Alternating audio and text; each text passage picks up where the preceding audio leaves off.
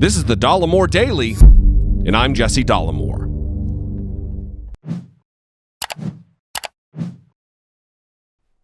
Get ready, everybody. Donald Trump is about to start acting a lot more Donald Trumpy, which is to say, like a jackass who behaves erratically and wildly unpresidential. He will be attacking the press more, lashing out at Democrats more, and spewing far more baseless and dangerous conspiracy theories. I say this with guarded confidence because a recent poll indicates that Donald Trump is slipping in the polls, lagging behind several Democrats who are running for president, and generally beginning to struggle. You see, in a new survey conducted by Quinnipiac University between June 6th and 10th, it was revealed that if the election were held today, there would be 6 Democratic candidates who would beat Donald Trump in a head-to-head matchup. Joe Biden would beat Donald Trump 53% to 40%. Bernie Sanders would edge Trump out by 51% to Trump's 42%. Kamala Harris against Trump would result in a 49% to 41% victory. Elizabeth Warren beats Donald Trump 49% to 42%. Pete Buttigieg, 47% to Trump's 42%. And Cory Booker brings in 47% to Trump's 42% as well.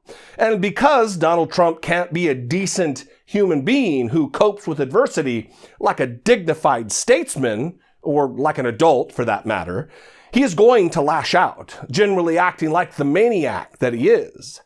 But it's not just one poll, though. It's not looking good for him in other election tracking approval metrics, too.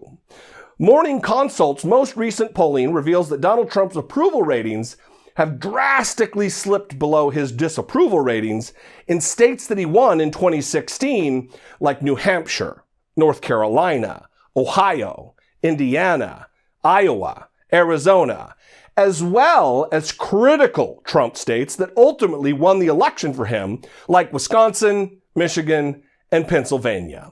But it isn't just external polling that has Donald Trump and his people in his camp rattled. Recently, the New York Times reported that after being briefed on a devastating 17-state poll conducted by his own campaign pollster, Tony Fabrizio, Mr. Trump told aides to deny that his internal polling showed him trailing Mr. Biden in many of the states he needs to win, even though he is also trailing in public polls from key states like Texas, Michigan, and Pennsylvania. And when top-line details of the polling leaked, including numbers showing the president lagging in a cluster of critical Rust Belt states, Mr. Trump instructed aides to say publicly that other data showed him doing well.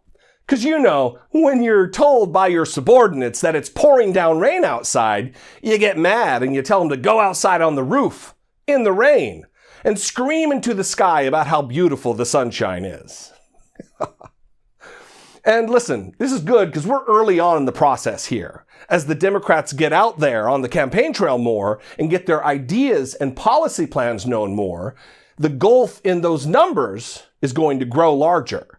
And Donald Trump is going to get more desperate, and his behavior is going to become more attention-seeking. Look, I hate to say this, but I wouldn't even put it past him to create some sort of crisis, whether it be on our southern border or militarily somewhere around the globe, and then to assert himself as being presidential in order to solve that very crisis which he himself created, hoping to extricate himself from a public approval rating nightmare.